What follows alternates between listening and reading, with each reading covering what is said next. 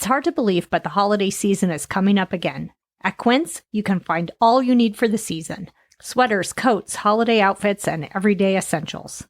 I just ordered a new sweater from Quince, a Mongolian cashmere full-zip hoodie. It will look great with black pants for holiday events, and it will keep me warm and cozy all winter. Your holiday shopping is a breeze with Quince because it has something for everyone. I love to save myself hassle by shopping online, and Quince has free shipping and 365-day returns, just in case you need to return something. Quince delivers luxury quality pieces at half the price of similar brands because they cut out the middleman and partner directly with top-tier ethical factories. Step into the holiday season with layers made to feel good, look polished, and last from Quince. Perfect for gifting or keeping for yourself. Go to quince.com/POTC for free shipping on your order and 365-day returns. Now available in Canada, too. That's QUINCE.com/POTC to get free shipping and 365-day returns. Quince.com/POTC. If you look at people 2 winters after treatment, those who had the CBT were less likely to still have seasonal affective disorder than those who used the light boxes, because lots of the people who use the light boxes discontinue use. And the beauty of CBT is that it's overturning these thought patterns, right? And so even when you stop being in treatment, the treatment doesn't stop working because the treatment has planted these cognitive seeds that keep growing. And this is another thing that I think is really powerful about mindsets and make them feel magical, which is that when mindsets work, they reinforce themselves. So when you go through winter with the intention to cultivate the mindset that winter is wonderful, you start noticing the ways winter is wonderful. That was Kari Leibowitz on Psychologists Off the Clock.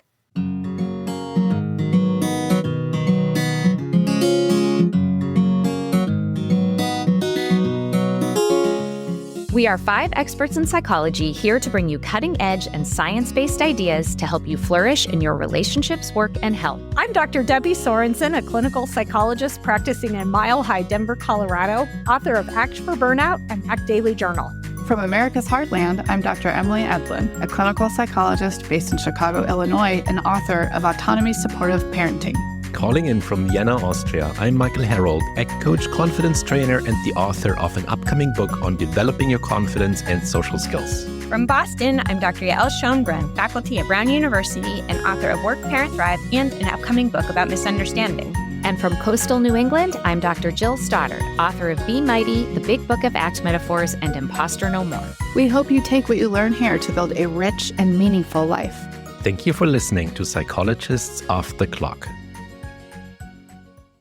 Hey listeners, just a super quick reminder that you can listen to the podcast ad-free by supporting us on Patreon for just $5 a month. Or you can support the podcast with a one-time donation on Buy Me a Coffee. Thank you to everyone who's already supporting us. Be sure to stay tuned to the end of the episode for our co-host discussion of today's interview.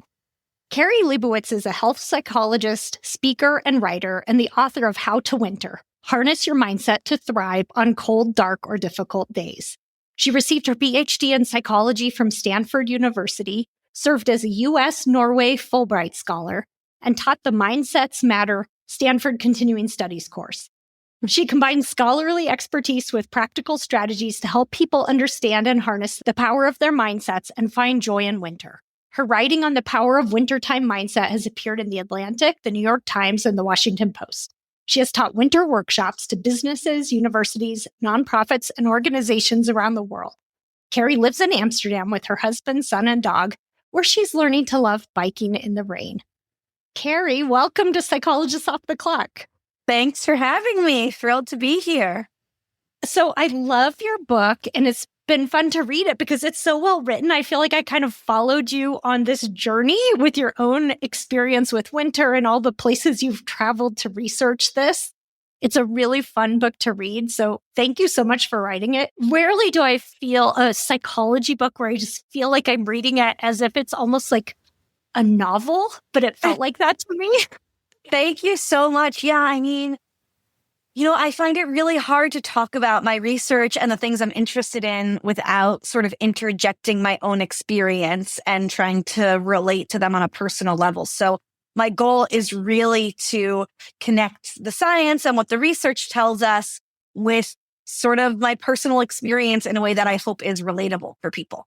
Well, it is. And it also reads a little bit like a love letter to winter and also a travel guide. And actually, I love the story of your career. And honestly, I had a little bit of envy. I'm like, oh, I wish I would have done that, studied winter mindsets, because it's really fascinating, but also it's led to you to have all these interesting experiences. Can you start us off by telling us about your first research project in Norway? I think it was 2013, and how you kind of ended up getting into this particular topic. Yeah, it all looks very intentional and beautiful and well-planned when it's laid out like that. But it certainly didn't unfold that way. It was very organic. So I studied psychology as an undergrad at Emory University, and I became really interested in the science of human flourishing and how people thrive and what it means to live a good life. And, I knew I wanted to get my PhD in psychology, but I also felt like I needed a little bit more research experience and maybe an adventure before I went to grad school. And so I was applying for a couple of different research fellowships. And one of them I was looking at was applying for a Fulbright in Norway, because I found the research of this professor, Yor Vitterso, who is at the University of Tromsø. And Yor is a world-leading expert in the study of human happiness and well-being. So he studies not only what makes life feel good, but what makes life meaningful, what makes life really satisfying, what leads to personal growth. And I thought that his work was really fascinating, really interesting, and I was interested in collaborating with him. So I reached out to him, and he sort of mentioned offhandedly that his university, the University of Tromsø, is the northernmost university in the world. And I should have maybe done a little bit more research on Tromsø before emailing him, but I Googled frantically and I started learning about this city in the Arctic that is so far north. It's more than 200 miles north of the Arctic Circle, that in winter, the sun sets for 2 months and doesn't rise from late November to late January during this period that's known as the polar night. And, I was raised at the Jersey Shore, just south of New York City, in a beach town. And I grew up, summer lover, winter hater, went to school in Georgia because I wanted to get away from the winters.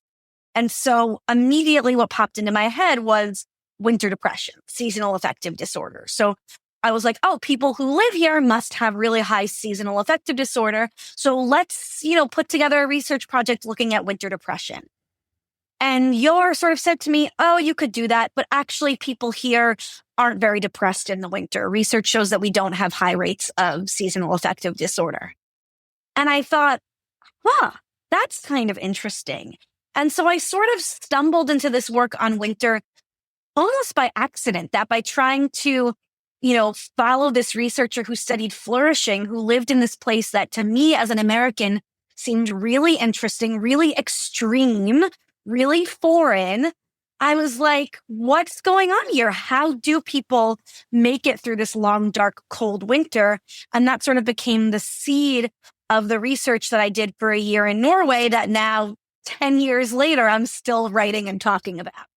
And when you got there, your findings surprised you and actually changed your whole paradigm about how you were thinking about winter. Is that right? That's right. So, I really went in with this perspective that winter is dreadful. Winter is something to survive and endure and make it through, and there's nothing like moving to another culture or trying to do good research in another culture to really illuminate your own cultural biases, right? And so I showed up with this very, winter is dreadful mindset.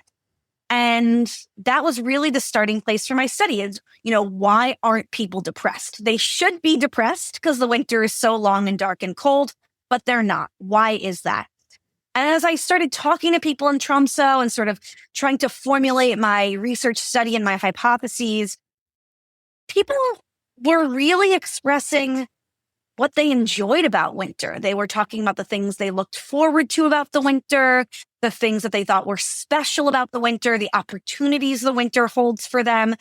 And I realized that it was sort of a negative perspective to look at the lack of depression, that focusing just on why people weren't depressed was kind of missing half of the story. It was missing this whole idea that there might be things about winter to be enjoyed and embraced and celebrated.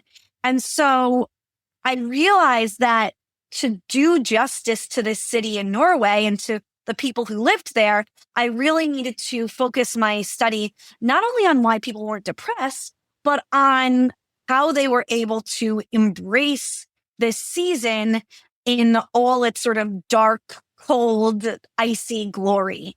And in working on that study, we ended up finding, Yor and I, that people in Norway, especially in Tromsø, have what we call positive wintertime mindsets. So rather than see winter as a time of year that's very limiting or something to dread, they see winter as a special season full of opportunity with many things to enjoy. We found that during the winter, having this positive wintertime mindset was associated with well-being, with experiencing more positive emotions and greater life satisfaction and more personal growth.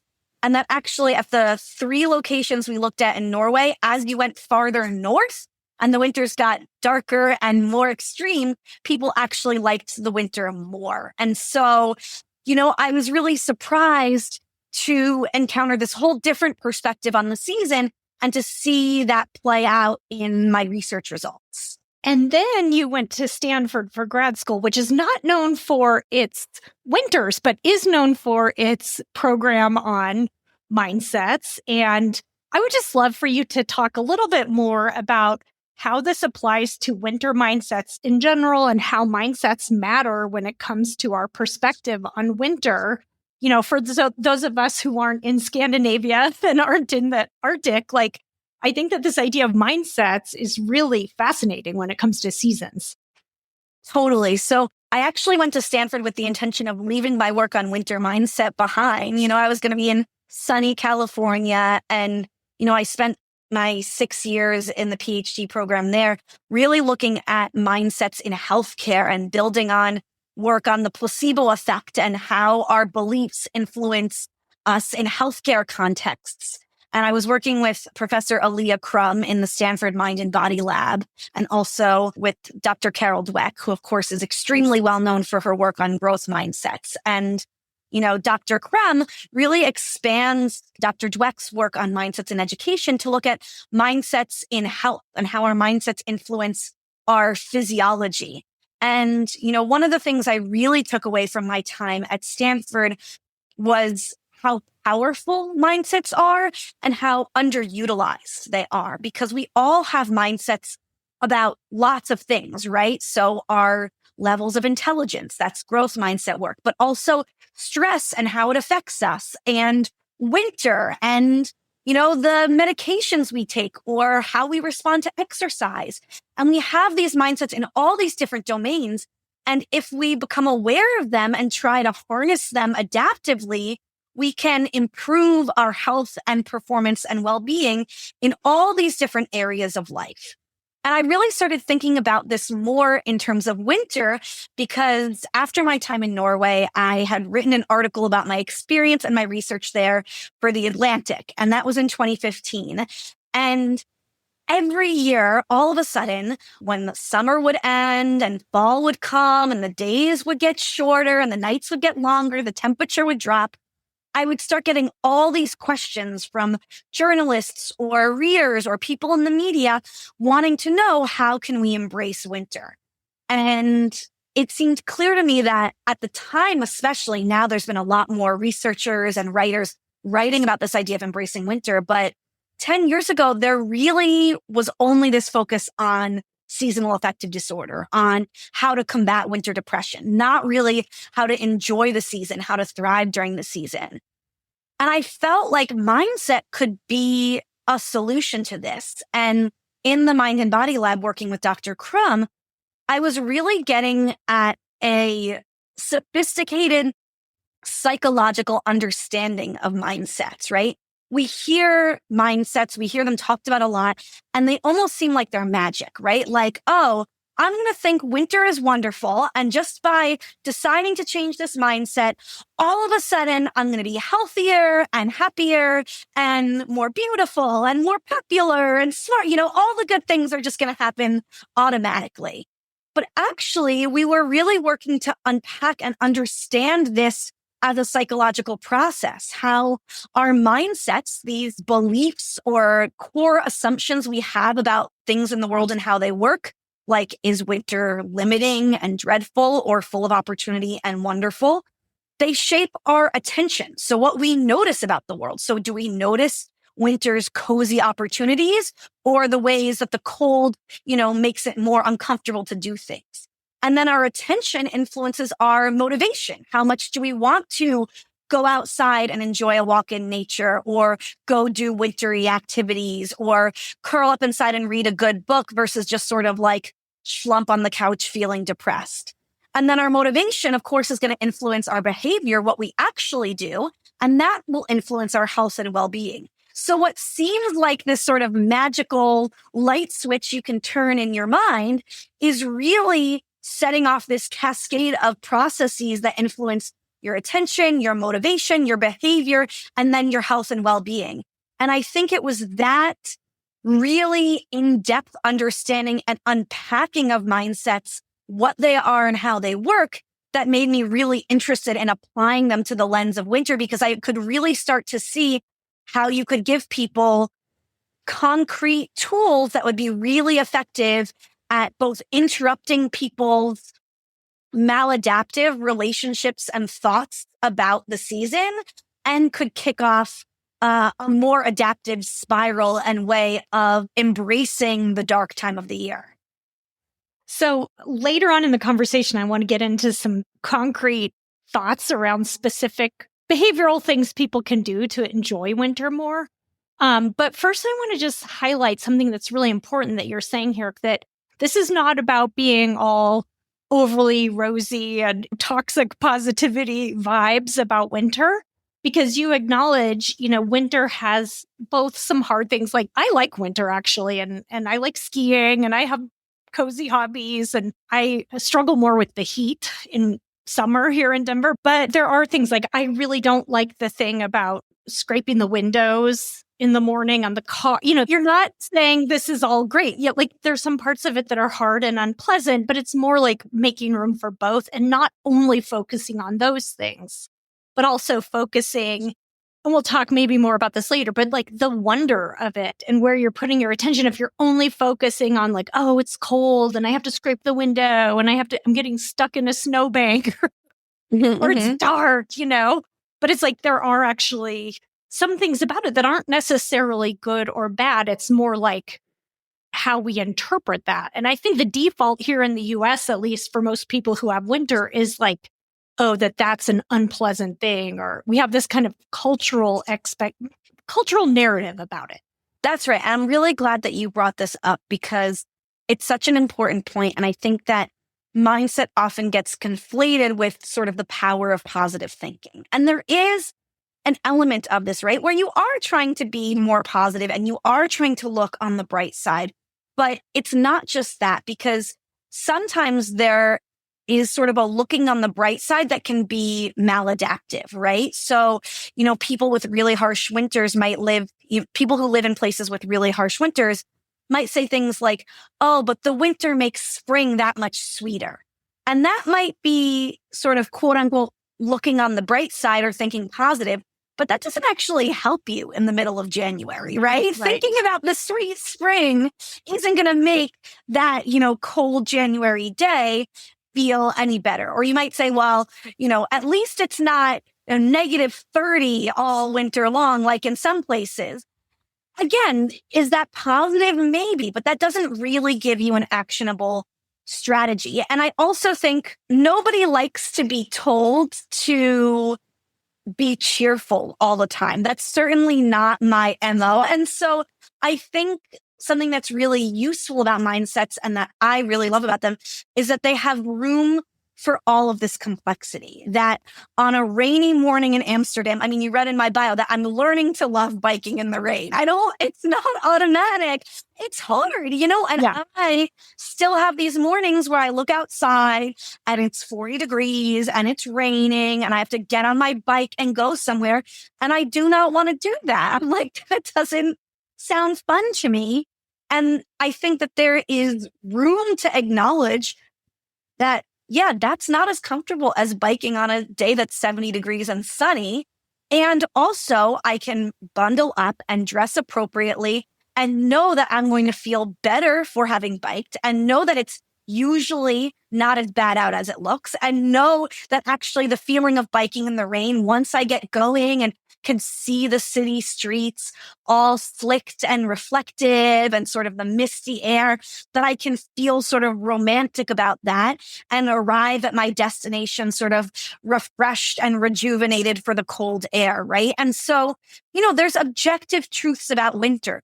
Winter is cold. Winter is dark. The days are shorter. The nights are longer. Even if you live someplace warm, unless you live right on the equator, that's true. That's a fact.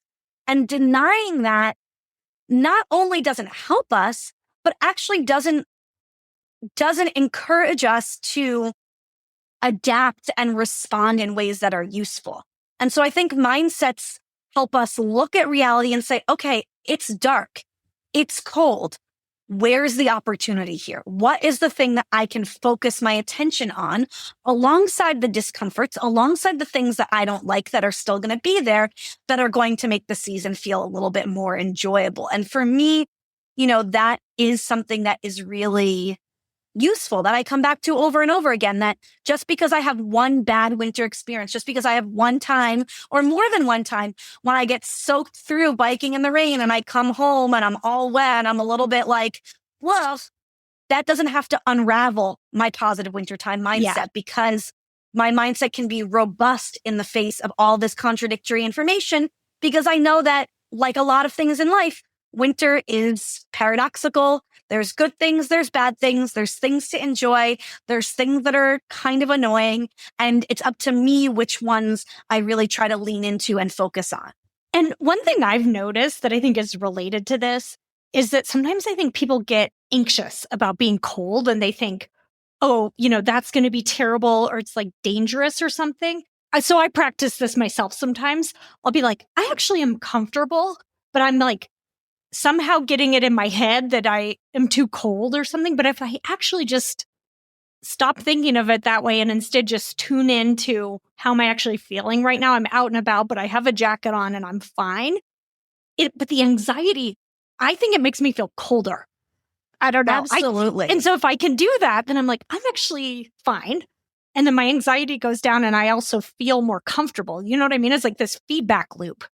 Totally. And that sort of mindful moment, that catching ourselves when our scripts are running away with us, is really powerful. And is one of the reasons I think, right, just telling someone about mindset, just introducing the concept of a wintertime mindset to people's lives can be really useful, because now you have this name and this framework for this thing that is maybe happening automatically all the time. This is something I do on myself. I also run this intervention on my husband, where if we're out and I notice his shoulders are bunched up to his ears, I'll just say, relax your shoulders. And all of a sudden he feels warmer. It's like his body is acting as if it's really cold, sort of. And often it is, right? That first blast of cold air when we go outside is really cold. But then we acclimate, maybe we get moving, the air inside our coat heats up a little bit, and then we get actually more comfortable over time in the cold as we get more used to it. And I think this idea of really noticing what's in front of us is really powerful. This is something I encounter a lot in rainy places. I encounter it in Amsterdam, which is very rainy. I encounter it when I go to London. Places that have a reputation of being rainy, people say, oh, it rains all winter long. It rains for 6 months straight. And then what I notice is if you actually look outside, it's often blue sky. And maybe it rains for an hour in the afternoon, but most of the day there was sun. I experienced this myself. I was in London a couple of years ago, And I had a morning where I think it was in November. I was walking outside in the park. The sun was shining. It was cool, but it was nice. It was sunny. It was lovely. Then in the afternoon, it rained. I was in a pub, sitting, hanging out. And I heard the bartender look outside and go, "What a rainy day." And I was like, but it was sunny for as much as it was rainy. And so this is the power of our mindsets, right? We have this narrative of the cold is always uncomfortable. The cold is always miserable. And then that script runs away with us. It biases our attention. It biases the way that we're taking in the stimuli of our surroundings and makes that true. When instead you could say the cold is just cold. Sometimes it's uncomfortable. Sometimes it's refreshing. Sometimes it's crisp and smells clean and makes me feel fresh and awake. And sometimes it makes my nose run and my fingers tingle, you know? Both of those things can be true, but really trying to tune in, like you said, to how you're feeling at any given moment is a really powerful way for trying to overturn some of these narratives that we've had for so long that we don't even think to question them. Have you heard me rave about the Silver Linings Handbook podcast yet? Well, I'm here to do it again.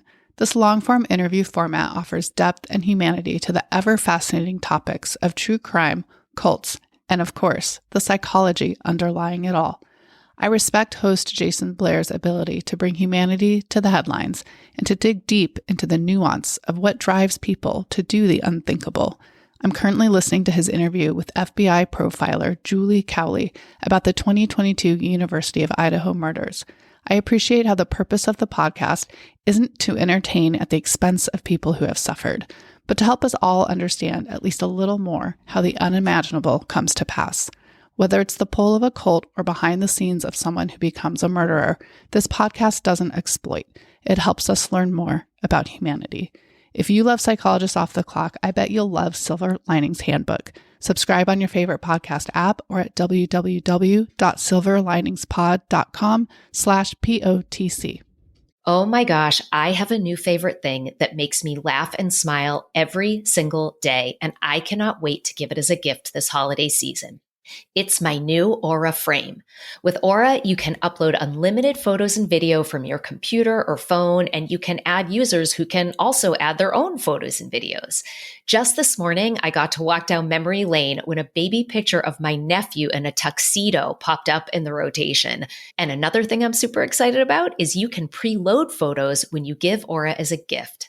My dad is going to be so surprised when we dig up some fun and maybe a little embarrassing shots to put on his this Christmas. For a limited time, visit auraframes.com and get $45 off Aura's best-selling Carver matte frames named #1 by Wirecutter by using promo code POTC at checkout. That's auraframes.com, promo code POTC. This exclusive Black Friday Cyber Monday deal is their best of the year, so order now before it ends. Support the show by mentioning us at checkout. Terms and conditions apply. Well, let's talk about seasonality, because I think that you make a really interesting point in your book, which is that most species, plants and animals, they have winter adaptations, especially if they live away from the equator, as you said. They adapt, and we do too. So what are sort of normal seasonal fluctuations that we can expect in the winter, and how do we interpret that? So yeah, this is another example of a fact that just is, that we can have one interpretation or a different interpretation of it, right? And so human beings are animals on a planet, and we are affected by cycles of light and dark, right? So we have circadian rhythms.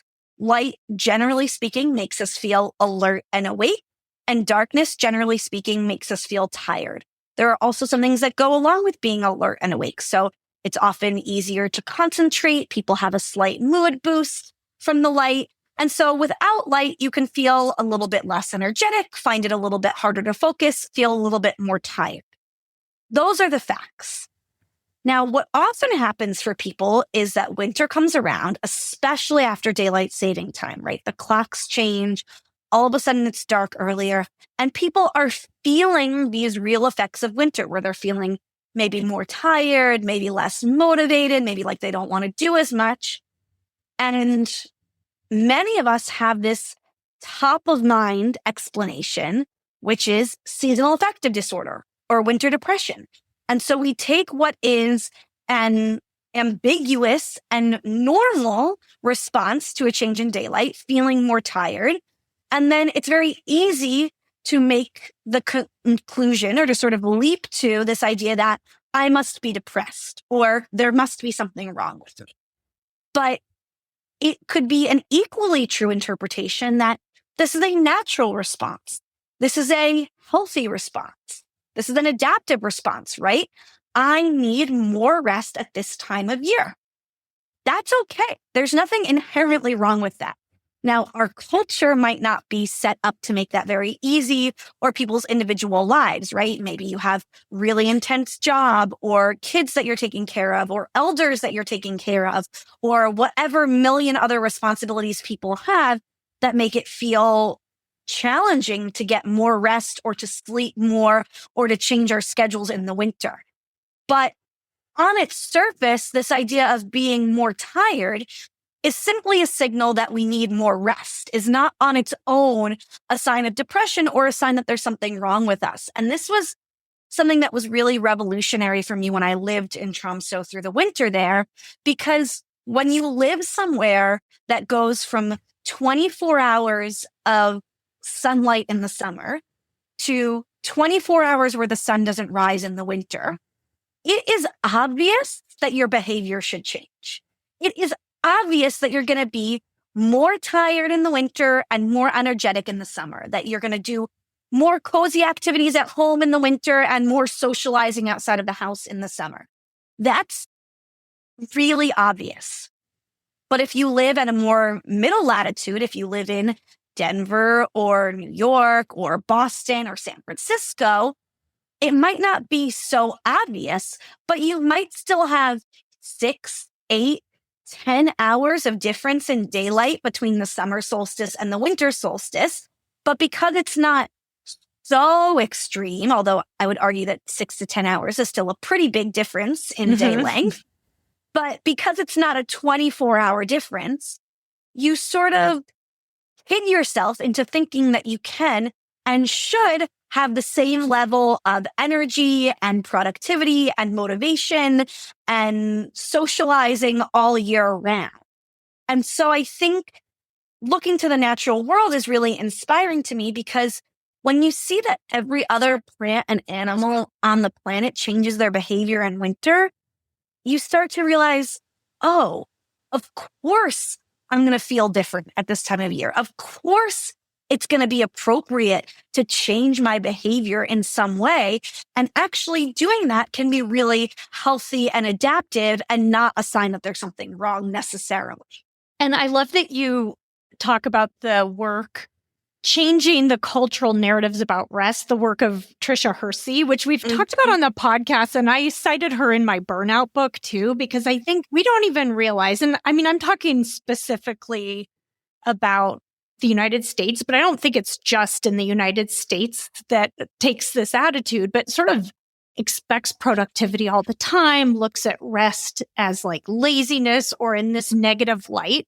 And there's so much important work here on just taking a look at that as a cultural narrative and maybe shifting that, right? That rest is actually good for us and slowing down is okay. And that shift is huge to enjoying winter, right? I think of winter as the season when I get to do less, where I get to say no to more things.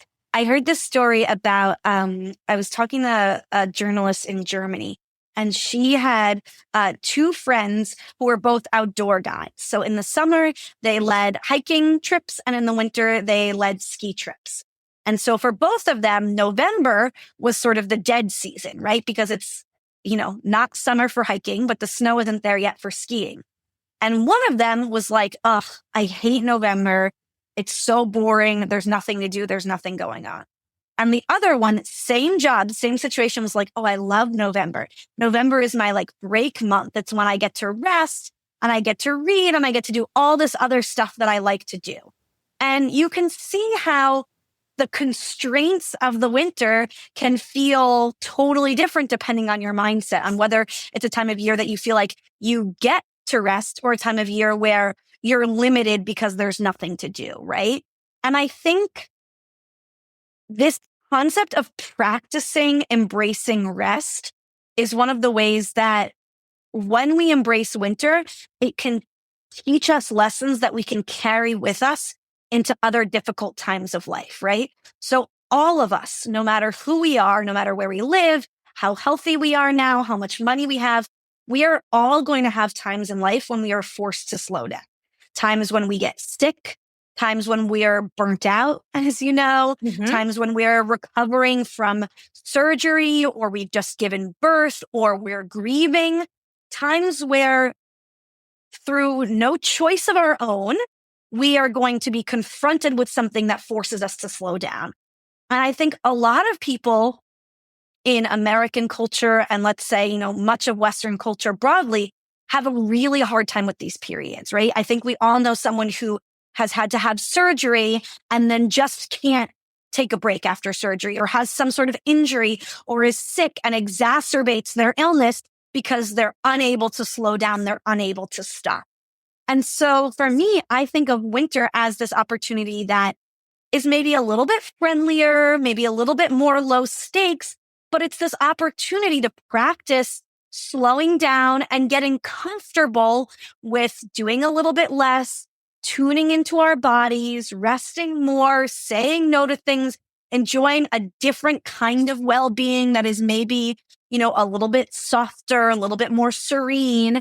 And the more we practice that over and over again, the better equipped we'll be when those periods of life come for us unexpectedly, when we're not growing and striving and meeting all our goals and being super ambitious. We're just trying to maintain. We're just trying to keep on. We're just trying to recover. And those times are also vitally important for those other periods of growth and productivity. Yes. So not just the season, like the weather, but also different seasons of our lives and being able to shift appropriately when we need to. Yes. Yeah. And I think when we practice that in winter, we'll know that we know how to do it when those other seasons come. Why choose a Sleep Number smart bed? Can I make my site softer? Can I make my site firmer? Can we sleep cooler? Sleep Number does that. Cools up to 8 times faster and lets you choose your ideal comfort on either side. Your Sleep Number setting. Enjoy personalized comfort for better sleep night after night. It's the final days of our Black Friday sale. Recharge this season with a bundle of cozy, soothing comfort. Now only $17.99 for our C2 mattress and base plus free premium delivery. Prices higher in Alaska and Hawaii. Check it out at a Sleep Number store or sleepnumber.com today. I just set up all my financial accounts at Monarch, and I am so pleased with how unbelievably easy it was. I totally get why users and financial experts are in love with Monarch. You will feel organized and confident in your finances with Monarch, an all-in-one personal finance tool that brings your entire financial life together in one clean interface on your laptop or your phone. And right now, just for our listeners, Monarch is offering 50% off your first year with code OFFTHECLOCK at monarch.com. Before Monarch, our family finances felt like they were all over the place, and we never really had an accurate picture of our assets and liabilities at any given moment. And now with Monarch, we finally do. We actually feel like grown-ups. Don't let financial opportunities slip through the cracks. Use code OFFTHECLOCK at monarch.com in your browser for half off your first year. That's 50% off your first year at monarch.com with code OFFTHECLOCK.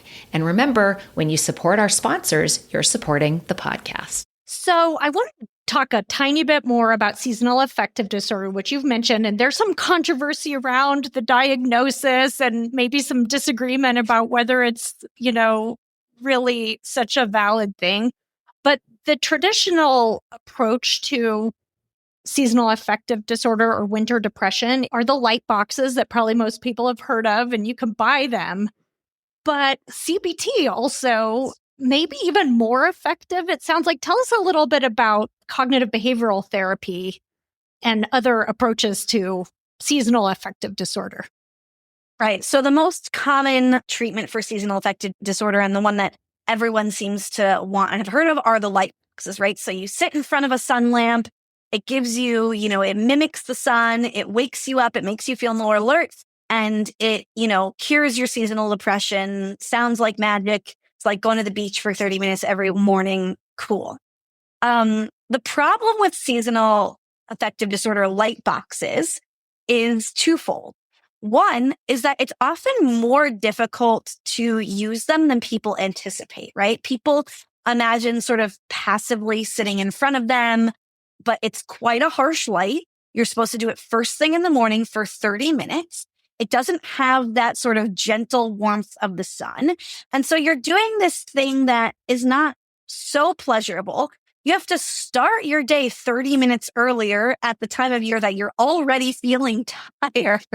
So, maybe you're trying to get kids out the door to school or you're trying to get out to work. And now you have to tack on 30 minutes in the morning. So that can really be a barrier. And then that brings us to the second or sort of main problem with these light boxes, which is they're only effective as long as you use them. So if you're not using them every day, you're not going to get the benefits. So there's a researcher at the University of Vermont named Kari Leibowitz who saw the research on seasonal affective disorder and saw the light boxes as therapy and thought that this was in some ways too simplistic of an interpretation of the disorder, right? That lack of sun equals winter depression. Therefore, add light and we will reduce winter depression. And she was like, but we're not so passive, right? We're not such, passive beings that are just affected by these things on our biology. Of course, our biology impacts us, but we're also interpreting and making meaning of these things that happen to us.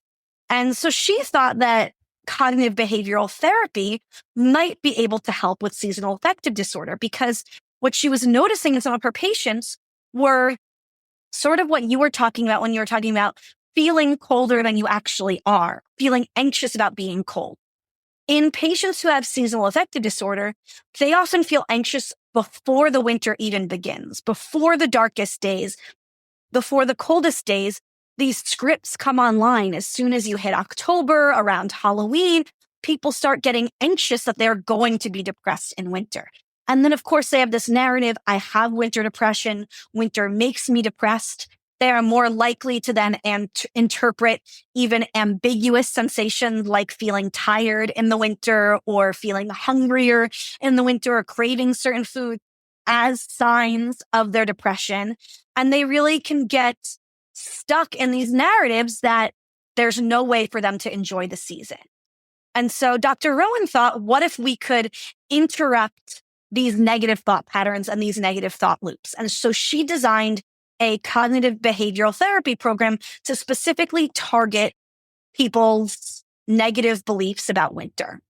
Now, she doesn't use the term mindset specifically, but my view of what her CBT program is doing is that it's essentially changing people's wintertime mindsets. It's changing their view of the season as something that is limiting and depressing to something that they can enjoy or that they are able to manage. And it's flipping the script on that. So through 12 CBT sessions, her patients go through the automatic thoughts that pop up around winter. They identify a menu of activities that they might be able to enjoy in the winter. So, if they like to go beachcombing in the summer, they talk about doing beach walks in the winter. People talk about joining knitting circles in Vermont, all sorts of things that they can do to actually enjoy the season. And what she finds is while people are in treatment, the CBT is equally as effective as the light boxes in reducing seasonal affective disorder. But the thing that I think is really amazing and really interesting is if you look at people 2 winters after treatment, those who had the CBT were less likely to still have seasonal affective disorder than those who use the light boxes, because lots of the people who use the light boxes discontinue use. And the beauty of CBT is that it's overturning these thought patterns, right? And so even when you stop being in treatment, the treatment doesn't stop working because the treatment has planted these cognitive seeds that keep growing.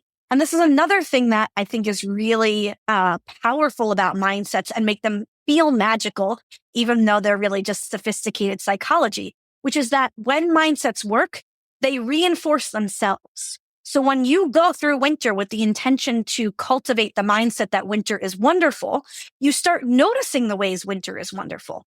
Then you start doing things that make winter more fun and enjoyable. And that reinforces the mindset. And so now you have this self-fulfilling feedback loop that you've kicked off. And so the effects of a mindset intervention or perhaps a CBT intervention can get even stronger over time. And so that's what I think is really the genius of Dr. Rowan's approach and really stands to benefit people, is that by overturning some of these scripts about winter, it feels harder at the beginning. People want the easy fix of the light box, but actually it's much more effective long term. Oh, I love this. As a therapist, I'm going to really take this stance because I do hear clients sometimes who say, I dread winter. I hate winter. I get depressed every winter. And I think this is really important. And the behavior shift part of it that is so reinforcing is a really important part of it, that behavioral activation. And I want to dive into this really fun topic of strategies and ways that people can make winter more enjoyable and fun, like things people can do. And in your research to write the book, you traveled all over the world and checked into what people are doing to enjoy winter more in these cold, dark places. I'm curious to hear some of the things that you have taken away from your research and implemented in your own life to make winter more fun and enjoyable. Yeah, so many things, but I'll try to just stick to some of my very favorites. And the book has a lot of them. And what I've really enjoyed in writing about how to embrace winter is that it's not a checklist. It's not a do A, B, C, and D, right? It's really, I like to think of it as a buffet of strategies. So, people can read the book, they can try whatever strategy speaks to them, ignore the ones that are not appealing, try them out of order. I really encourage, my students when I teach classes and also when I give workshops, I love to encourage people to experiment in their own lives. Pick a strategy, try it for a week or two and see how it feels. If you like it, stick with it. If not, try a different one because all these strategies are really meant to feel good. So there's a couple that really stand out for me that I lean on a lot in the winter. So one is the use of intentional winter lighting. And now this one, it's not going to sound like a surprise, right? Oh, winter, light some candles, put up some fairy lights. But I think it's actually a lot more profound than people give it credit for, right? It's often sort of billed as this light a candle and you won't be depressed, like self-care, bubble baths, spas kind of thing. But what I've noticed throughout Scandinavia, especially in places like Denmark, is this really intentional use of low lighting in both private and public establishments. So when I lived in Tromsø, we would light candles in the break room at university while we were eating our lunch or having our coffee. Because when you turn the lights off and light a candle, what you are doing is you are turning the darkness from something that is oppressive and something that most people hate about the winter into something that is special to be enjoyed.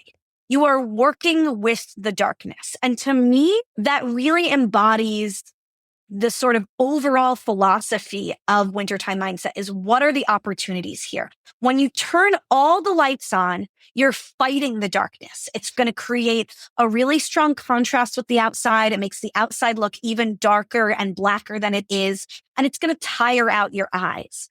But when you have the lights low and you light some candles and you have, some soft lamps, really the darkness is enveloping you in this cozy atmosphere that you can only feel at this time of year, right? You can only eat dinner by candlelight when the sun sets early enough for that. And so for me, come winter, I'm lighting candles when I eat my breakfast, even if I only eat for 10 minutes. I'm lighting candles every night when the sun sets. And it really changes the feeling of the early darkness for me.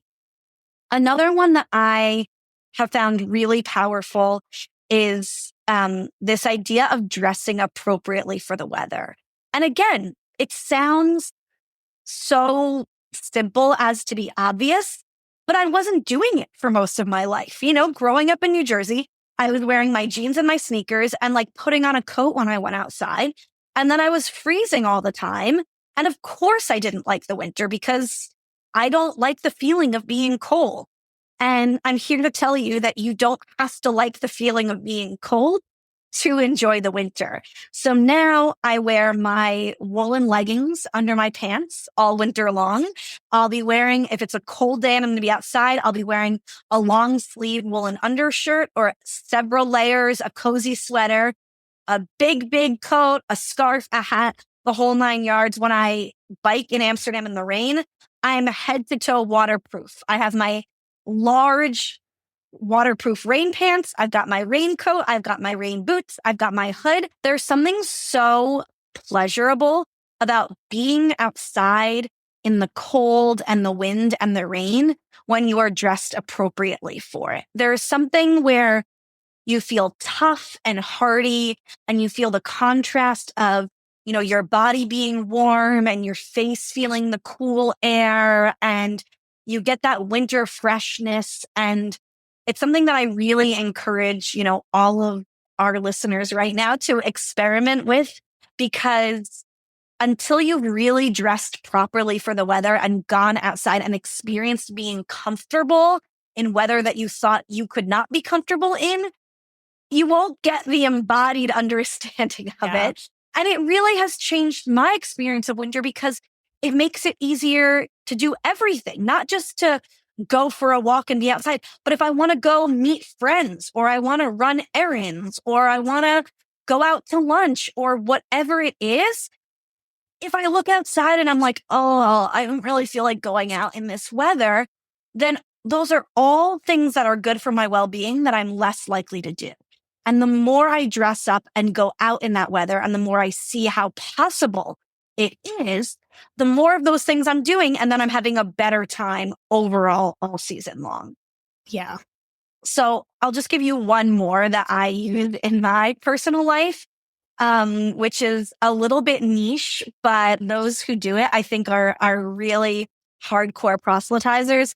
And that is the sauna and the cold plunge.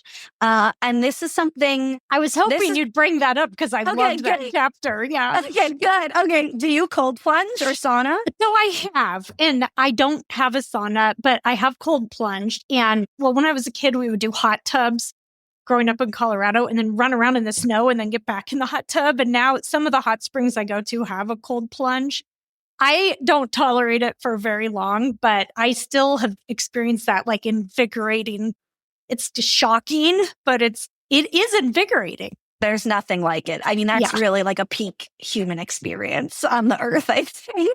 But where my behavior changed the most in the process of writing this book, because I did two things. One was I traveled to a bunch of places where this is really common. So I went to Finland, which is, the sauna capital of the world, where everyone there is saunaing constantly. And then I also went to Iceland and Japan, which have a lot of hot springs. In Japan, it's the onsens, and in Iceland, it's the public pools and the sort of communal bathing culture. And it was both sort of experiencing those things in those places and then also digging into the research of it. So what I found in looking at the research is that sauna and hot water bathing, so going to a hot spring or hot tub or being in the sauna, has the same cardiovascular benefits as exercise. So you won't get sort of the muscle gains, but cardiovascularly for your heart system, it is basically just as beneficial to go to the sauna or do a hot water soak as it is to go to the gym.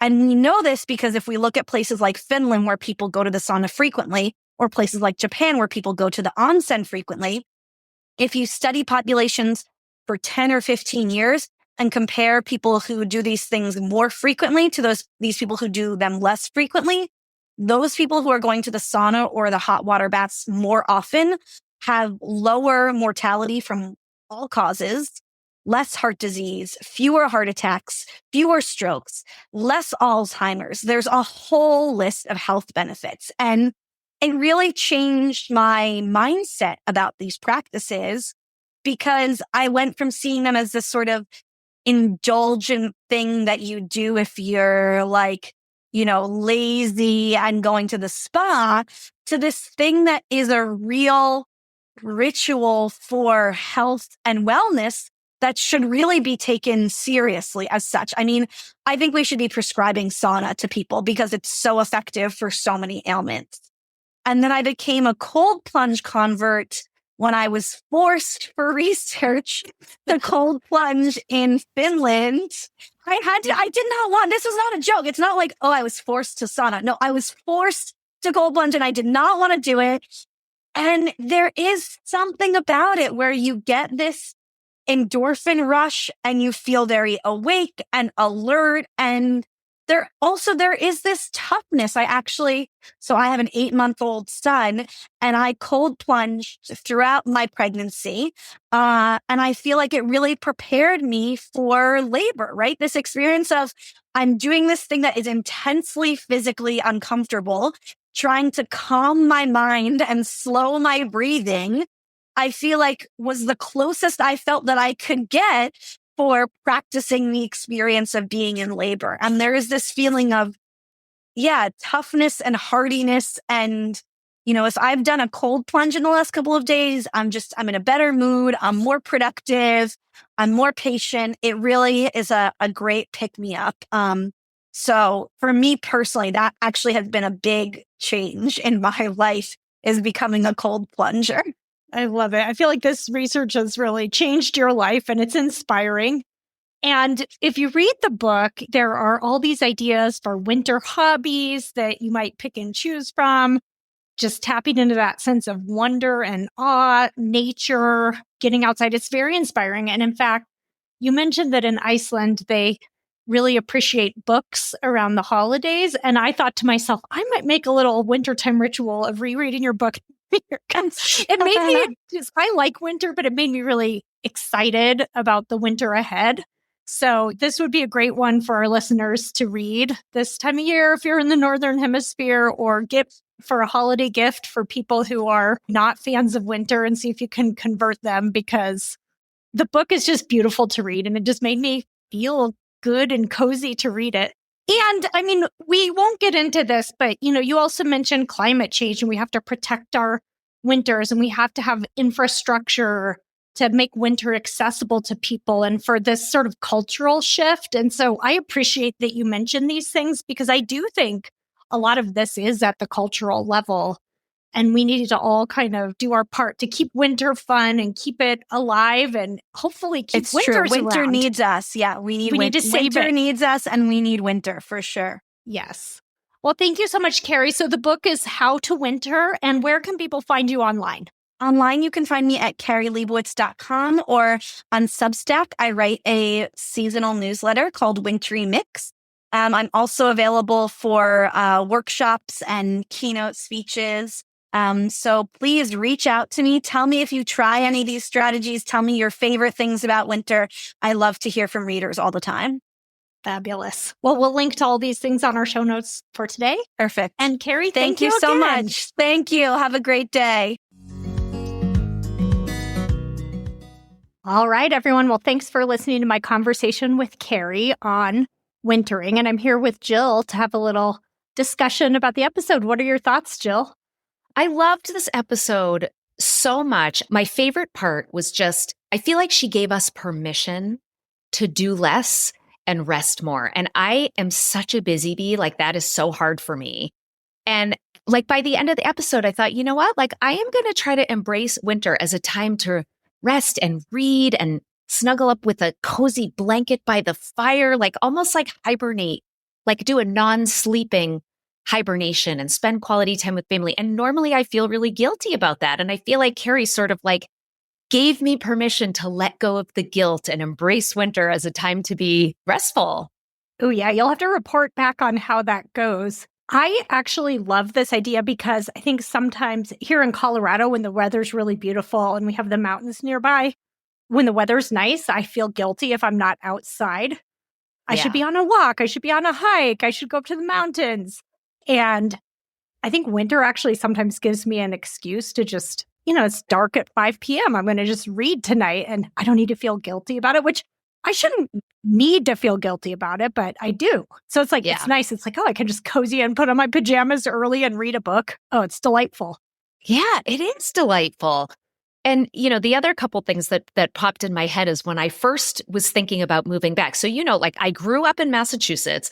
I did undergrad in Vermont. I mean, we literally never had a single class canceled because they're prepared for the snow, And I could not wait to get the hell out of winter, moved to San Diego at age 23 and stayed there until just a few years ago, right? Like half my life I lived out there to avoid winter. Then COVID happened and it was like, maybe my family is more important than the climate. So now we're here back in Massachusetts coming into our 4th winter.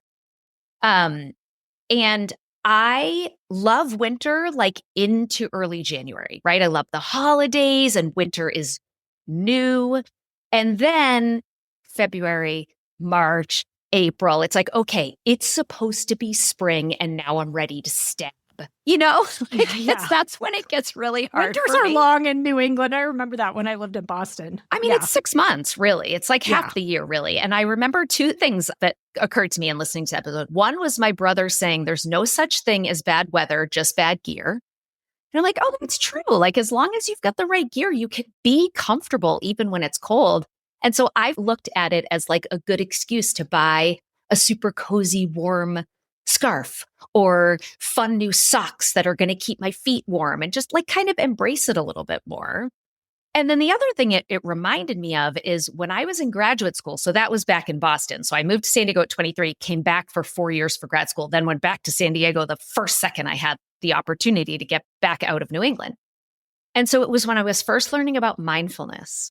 And I was kind of like skeptical, right? So I'm like, all right, I'm gonna do the hardest thing there is. I used to ride the bus to my office, and I would have to stand outside in the freezing cold. And the worse the weather, the more likely I was the last stop. So it was the more likely that the bus would drive right by me, which was awful. So I was like, all right, I'm going to do this mindfully. The way I used to ride the bus was to judge and swear and just be pissed off. And it reminded me of what Kari said when she was talking about overturning narratives about cold and winter. And to me, what she's talking about, it's negative narratives and it's judgment. And when you're doing something mindfully, you're doing it without judgment. And so I noticed, like when I breathed in, that I noticed the snot freezing in my nose when I would breathe in and then unfreezing when I would breathe out. And then when I got on the bus and then I started sweating because now it's 80 degrees and I noticed the drop of sweat going down my face. I noticed the pain in my ears. And basically the bottom line was I just observed my experience without the judgment, without the negative narrative. And it didn't make it pleasant, but it made it far less unpleasant. Yeah. And this was a good reminder of like kind of getting back to those mindfulness basics so that winter does not have to be as painful as it can be when you have those narratives about it. I think that's so true because often in moments like that, when you check in with yourself, you're actually okay. Like, I am okay right now. But I think we get so spun up in like, am I going to freeze to death? Am I going to get hypothermia? This is so unpleasant. And it's like, actually, I'm okay. Like, maybe I'm a little chilly. Maybe I'm a little stuffy from being bundled up in the heat, but I'm fine. And I think when we do that, it's like a sigh of relief. And it's like, I'm okay. And I can notice these sensations, but it's not something to be scared of or, to be. Well, and I related about. too. I think it was you talking about like, we have that natural tendency to pull our shoulders up to our ears and tense up to try to like almost tense against the cold. But I think it makes you more miserable and that you don't feel it as much when you just like open and allow and are more receptive, like when you're not bracing against it. Well, everyone, we hope you're able to practice some of these things this winter, wherever in the world you might be living. And we also hope that you have a cozy and enjoyable winter ahead.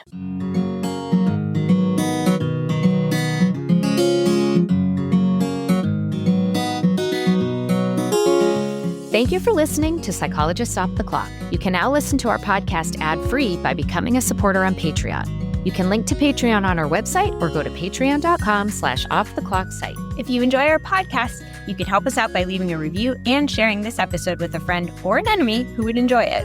You can get more psychology tips by subscribing to our fabulous newsletter on Substack. Or if you're still addicted to social media, find us on Instagram and LinkedIn. We'd like to thank our rockstar production manager, Jadine Stout-Williams. Now for the boring part. This podcast is for informational and entertainment purposes only and is not meant to be a substitute for mental health treatment. If you're looking for mental health treatment, please visit the resources page of our website, offtheclockpsych.com.